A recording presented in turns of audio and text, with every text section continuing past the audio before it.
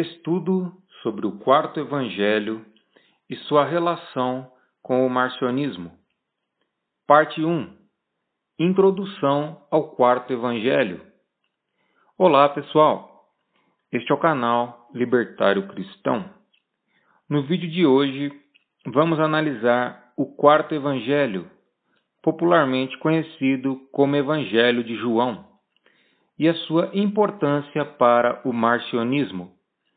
O quarto evangelho é diferente dos outros 3 evangelhos da Bíblia Católica, que são chamados de evangelhos sinóticos.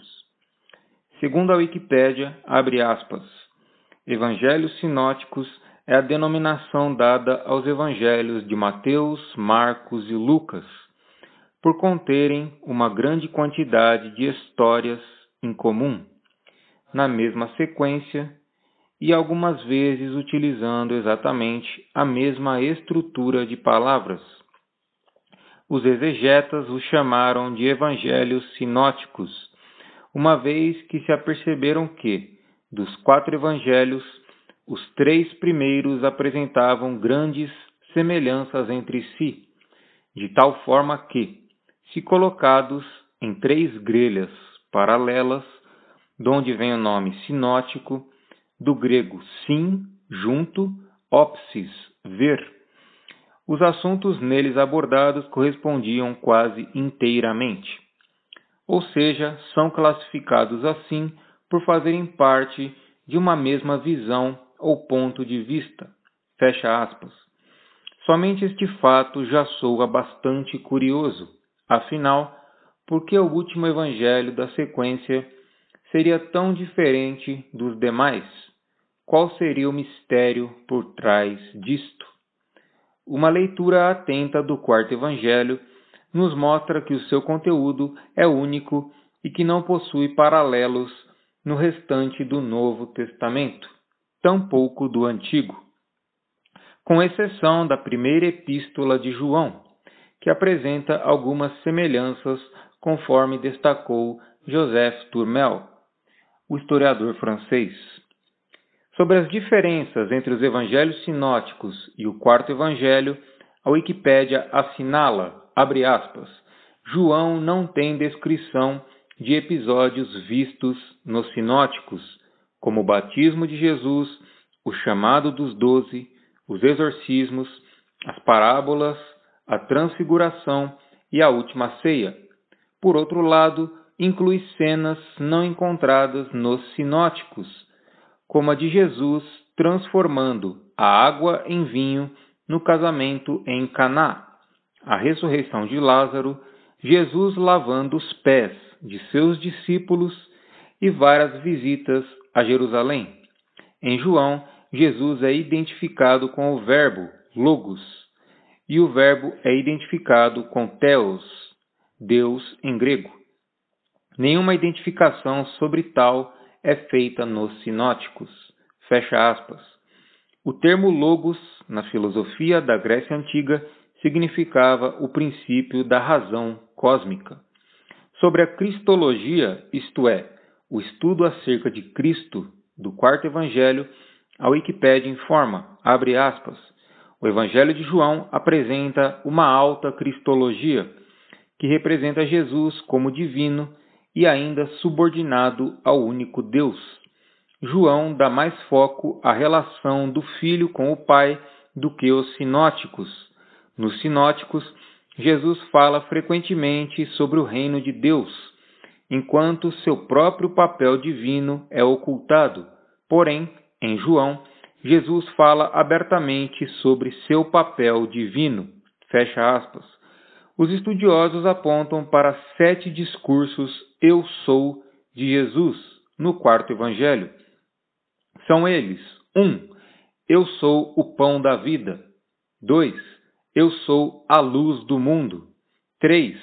Eu sou a porta das ovelhas. 4. Eu sou o bom pastor. 5. Eu sou a ressurreição e a vida. 6. Eu sou o caminho, a verdade e a vida. E 7. Eu sou a videira verdadeira.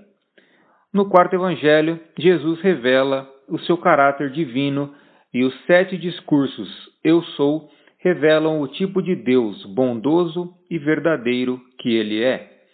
Alguns estudiosos relacionam o conteúdo do quarto evangelho com o gnosticismo. Certamente existem elementos gnósticos nele, mas isso não significa que o autor do quarto evangelho fosse um gnóstico, até porque o gnosticismo cristão não se desenvolveu completamente até meados do século II. Já o quarto evangelho contém sinais de origens que remontam a 70 depois de Cristo e possivelmente até antes. O que quero dizer é que os gnósticos compartilham de algumas visões teológicas do quarto evangelho. Segundo Rudolf Bultmann, abre aspas, o tema de abertura do Evangelho de João, o logos pré-existente, junto com a dualidade de luz versus escuridão de João no Evangelho, eram originalmente temas gnósticos que João adotou, fecha aspas.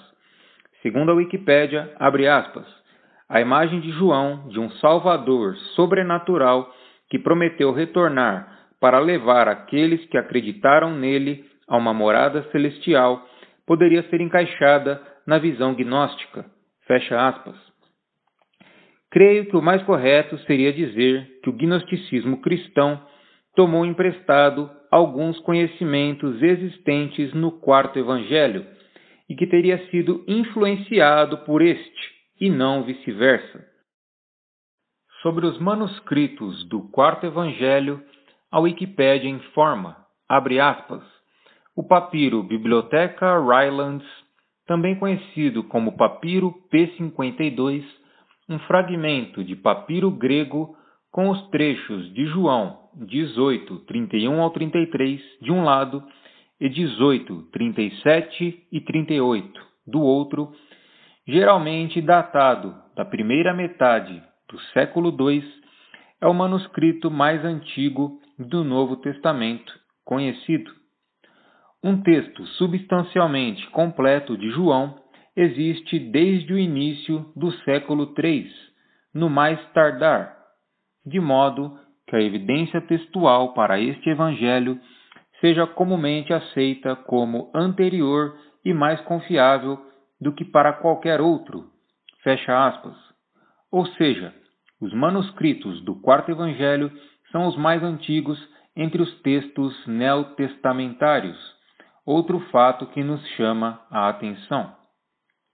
A evidência textual pode ser um indício do quão importante foi o quarto evangelho para as igrejas cristãs primitivas e que a sua teologia pode estar mais alinhada com a crença dos primeiros cristãos.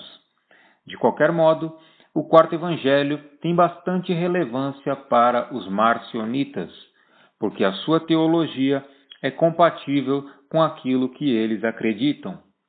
O Jesus cósmico, gerado pelo Pai, que traz o conhecimento do Deus verdadeiro ao mundo, que confronta as trevas com a luz, que fala acerca da ressurreição espiritual, que rejeita o Antigo Testamento e que dá a salvação aos homens, são alguns dos elementos encontrados em ambas as teologias, tanto a do quarto evangelho quanto a marcionita.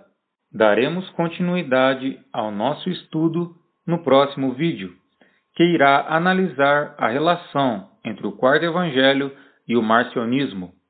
Se gostou do vídeo, deixe o like, inscreva-se no canal e ative o sininho de notificações. Até a próxima!